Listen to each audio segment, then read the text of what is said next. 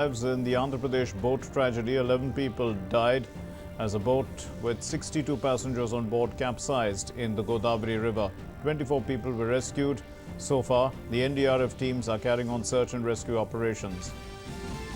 At least 2 Naxals killed and several injured in an encounter with security forces in Gadchiroli district of Maharashtra. The police have recovered automatic rifles from the Naxals.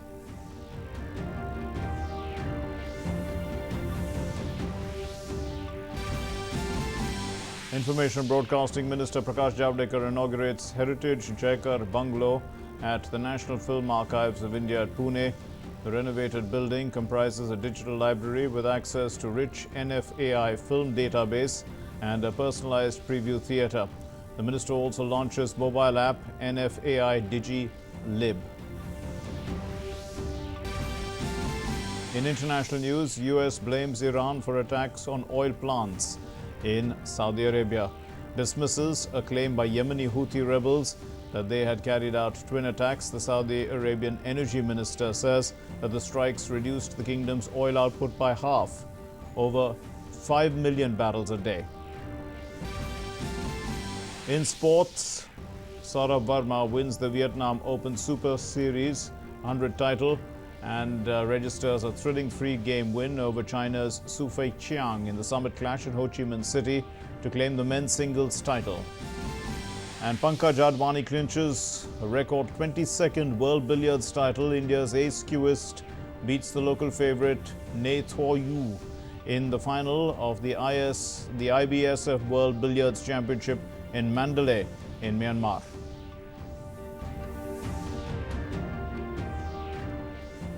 Namaskar and welcome. You're with DD India and this is the news at 9. I'm Mark Lynn. Here's our top story. The Ministry of External Affairs has asked Pakistan to adhere to the 2003 ceasefire understanding and maintain peace and tranquility along the line of control and international border. The Ministry of External Affairs today said that Pakistan Army has resorted to more than 2,050 unprovoked ceasefire violations this year, in which 21 Indians have been killed. The MEA statement read, "We have highlighted our concerns at unprovoked ceasefire violations by Pakistan forces, including in support of cross-border terrorist infiltration and targeting of Indian civilians and border posts by them. This year, they have resorted to more than 2,050 unprovoked ceasefire violations, in which 21 Indians have died. We have repeatedly called upon Pakistan to ask its forces to adhere to the 2003 ceasefire understanding and maintain peace and tranquility along the LOC and IB. Indian forces exercise maximum restraint and respond to unprovoked violations and attempts at cross-border terrorist infiltration."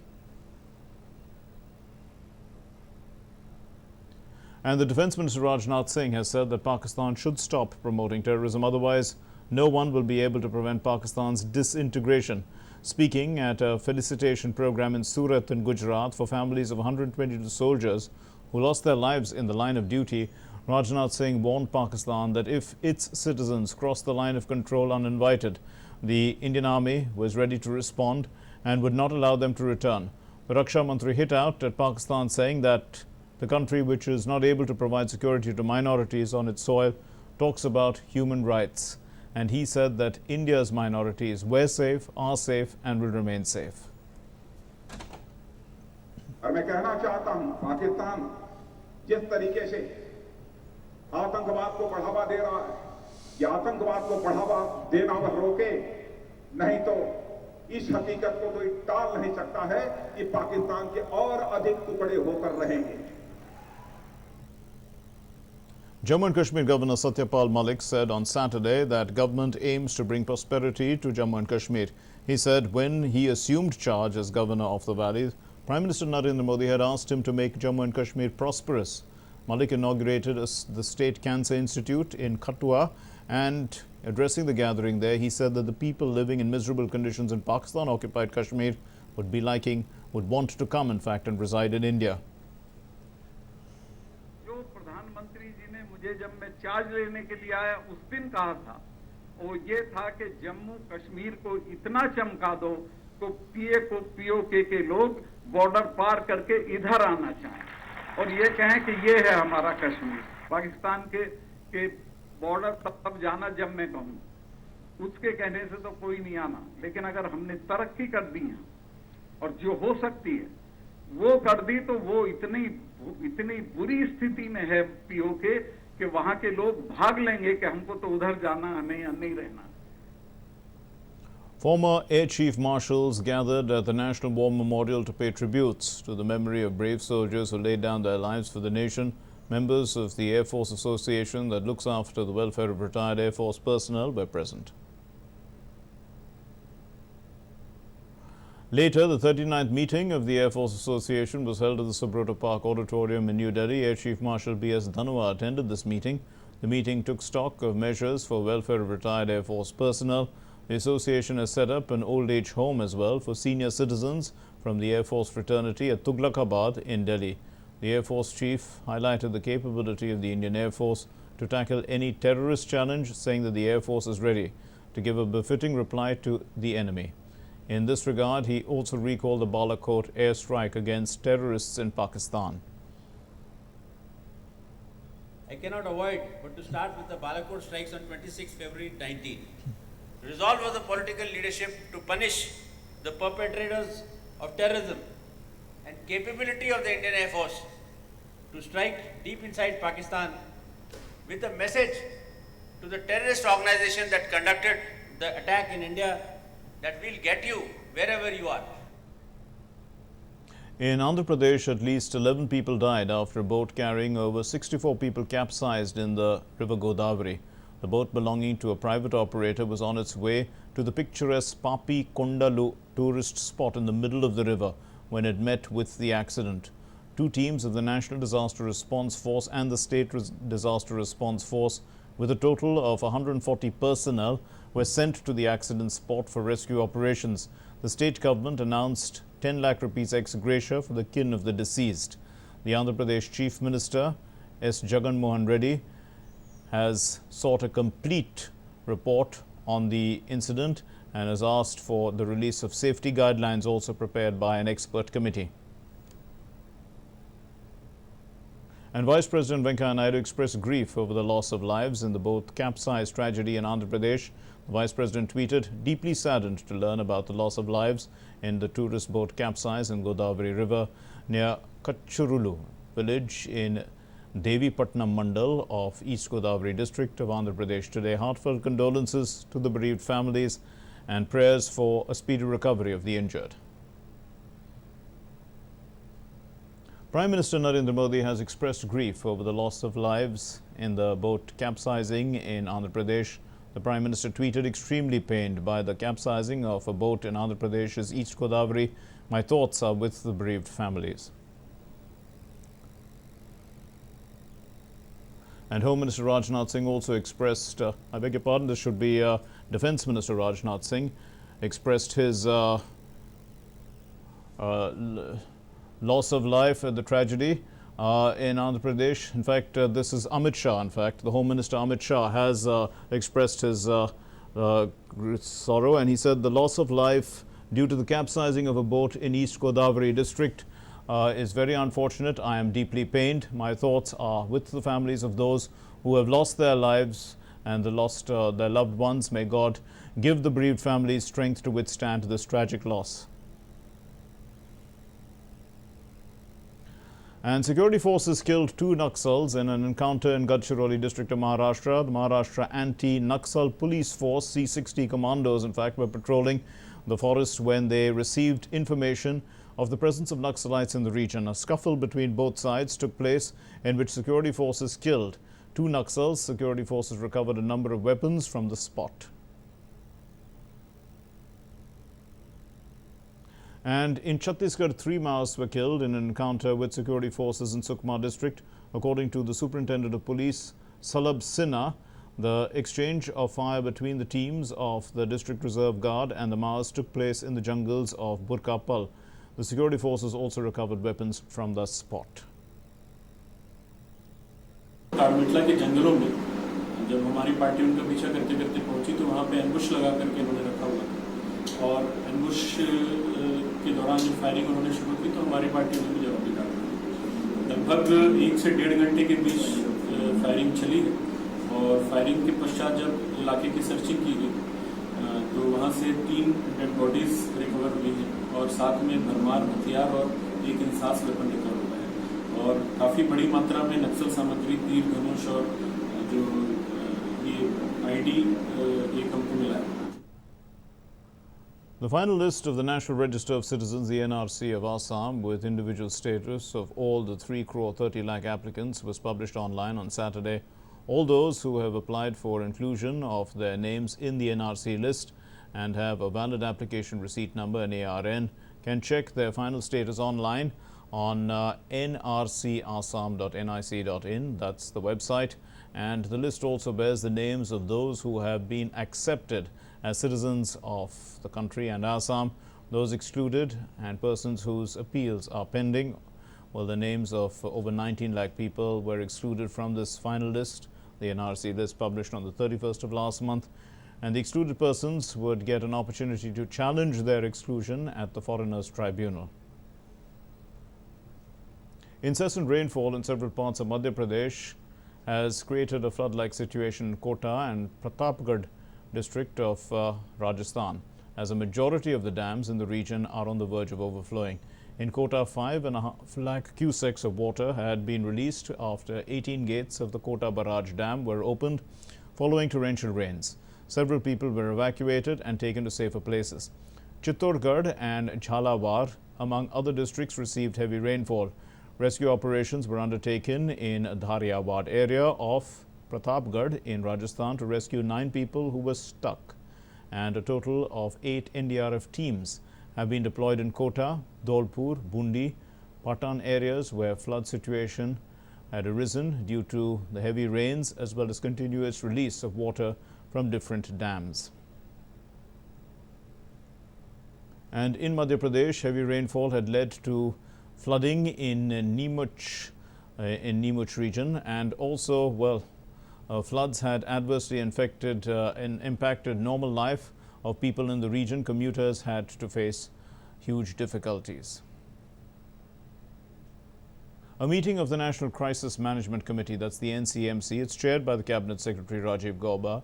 It was held today, and that's a review meeting took stock of the prevailing flood situation in the states of Madhya Pradesh and Rajasthan. The Cabinet Secretary, in fact, took stock of the current situation, the preparedness, the rescue and relief operations, and he directed that immediate assistance as sought by the states should be provided to meet the crisis.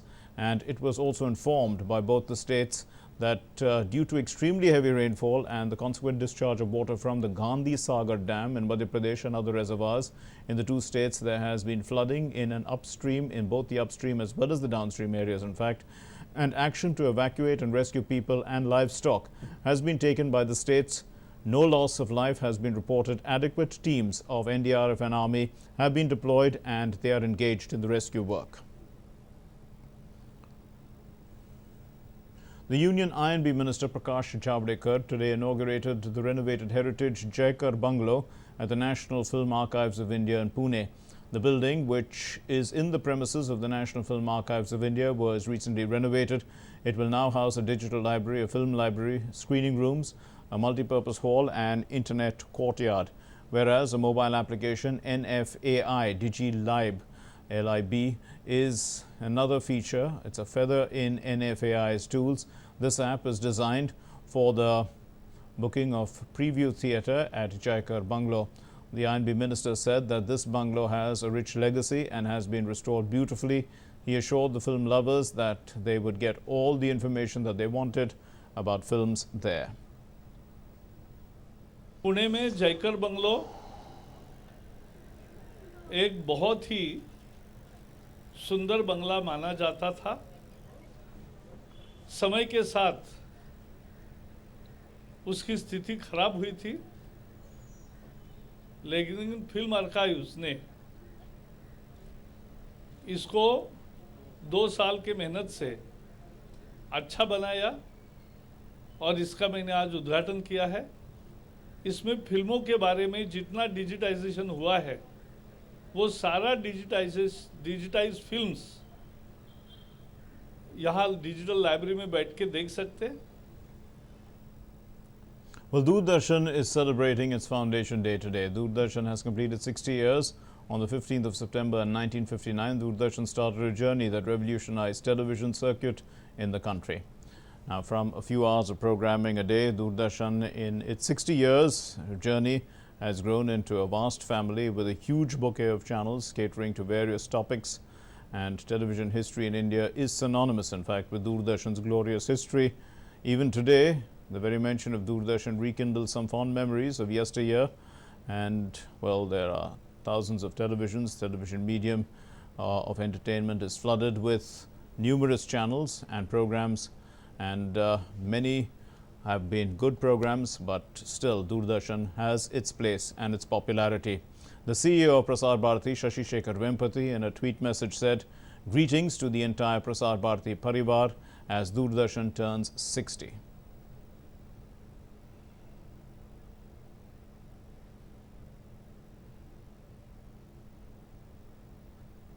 And the Director General of Doordarshan, Supriya Sahu, in a tweet message said that Doordarshan is the DNA of India. Happy birthday. Hashtag Doordarshan 60 glorious years of DD. May you continue to enthrall generations of Indians. To connect people, with water and to spread awareness, the Ministry of Jal Shakti has organized the Great Ganga Run in New Delhi. So the Union Minister of Youth Affairs and Sports, Kiran Rijiju, along with the Union Minister for Jal Shakti, that's Gajendra Singh Shekhawat, they flagged off this run. And a large number of people from all age groups participated in the marathon.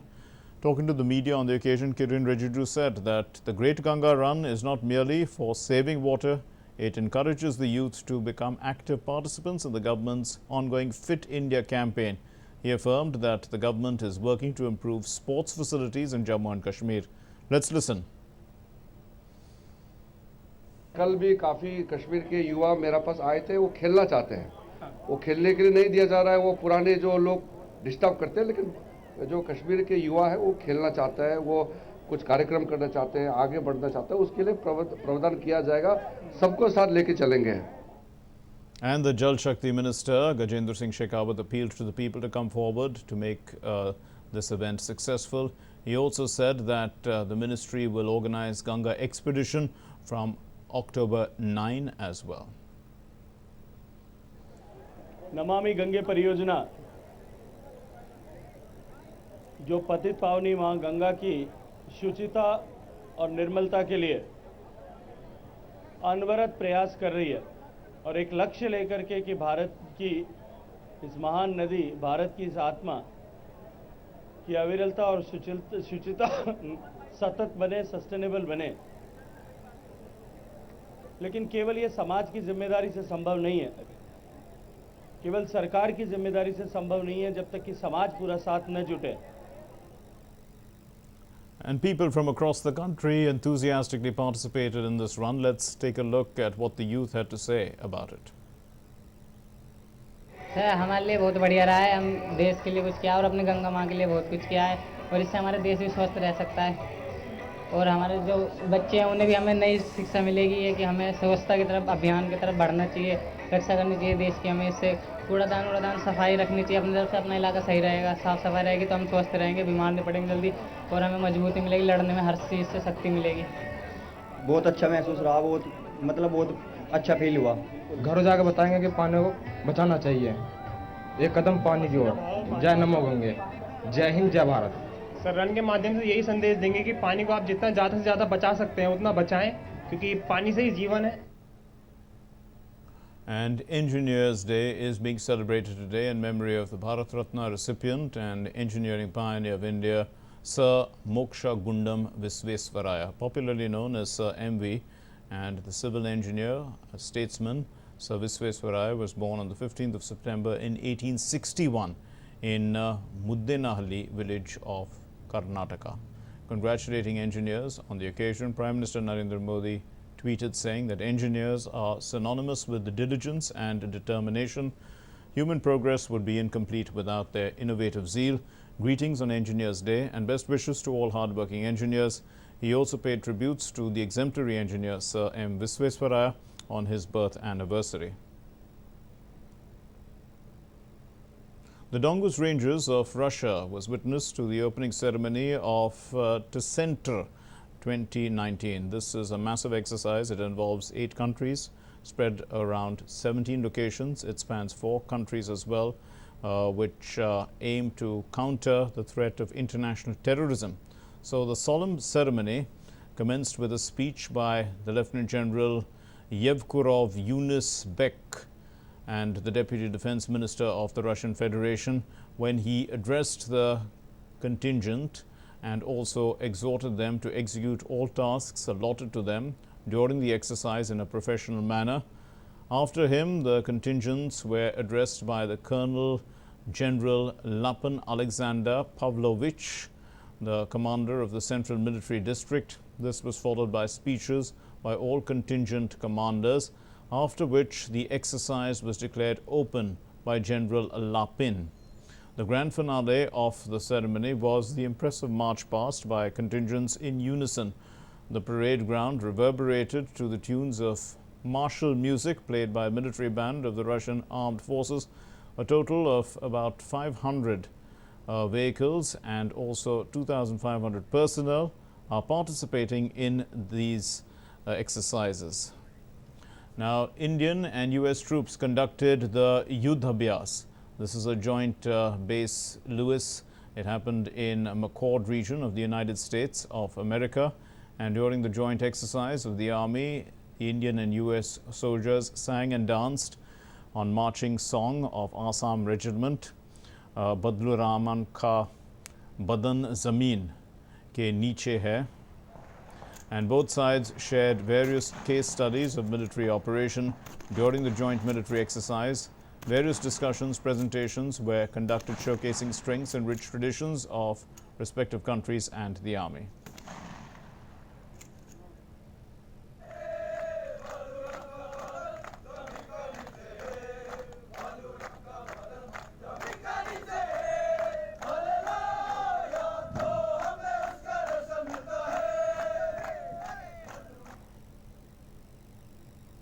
In international news, Saudi Arabia has cut oil and gas production following drone attacks on 2 major oil facilities run by the state-owned company Aramco.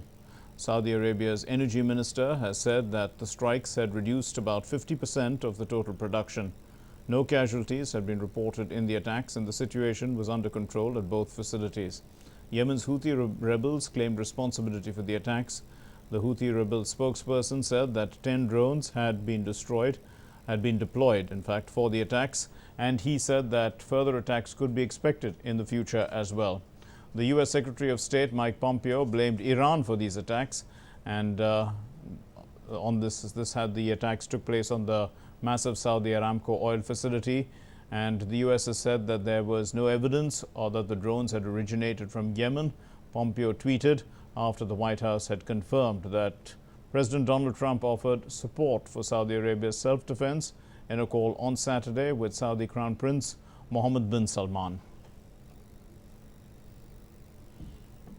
Pollution from forest fires in Indonesia pushed Singapore's air quality to unhealthy levels for the first time in 3 years on Saturday, a week ahead of the Formula One night race in the city. The toxic smoke caused by burning to clear land for plantations is an annual problem for Indonesia's neighbors, but has been worsened this year by particularly dry weather.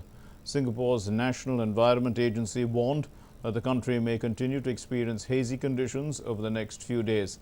The Formula One race is scheduled from Friday to Sunday on a street circuit in Marina Bay Financial District. One of India's most consistent sportspersons, Pankaj Advani, billiards player, snooker player, and Sunday increased his tally of world titles to 22 by winning the 4th straight final in the 150 up format of the IBSF World Billiards Championship. In a repeat of last year's final against the local favourite Ne Tho U, Pankaj reenacted the one-sided match with the same eventual outcome as well as an identical scoreline of 6-2.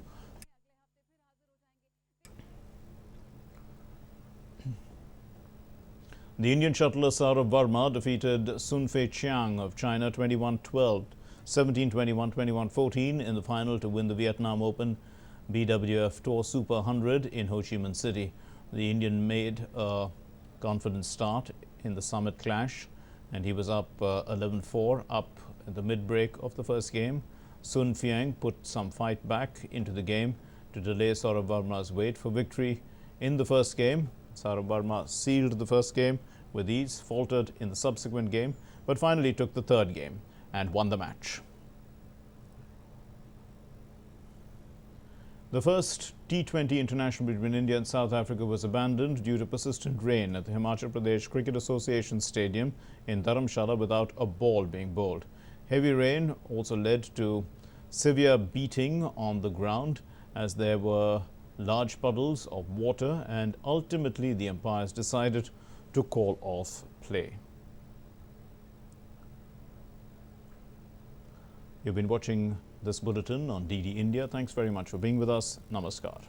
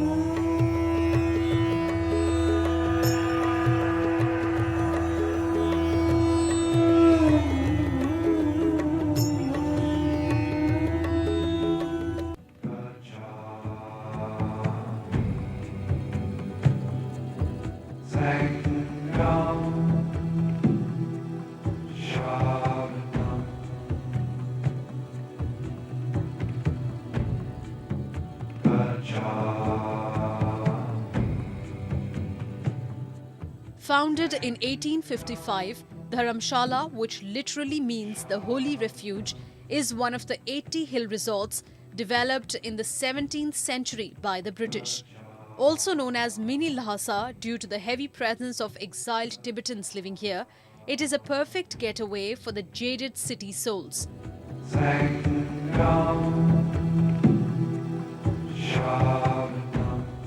The Tibetan influence makes Dharamshala a unique cultural cocktail. This scenic destination is the seat of His Holiness Dalai Lama and has become the center for Buddhist learning.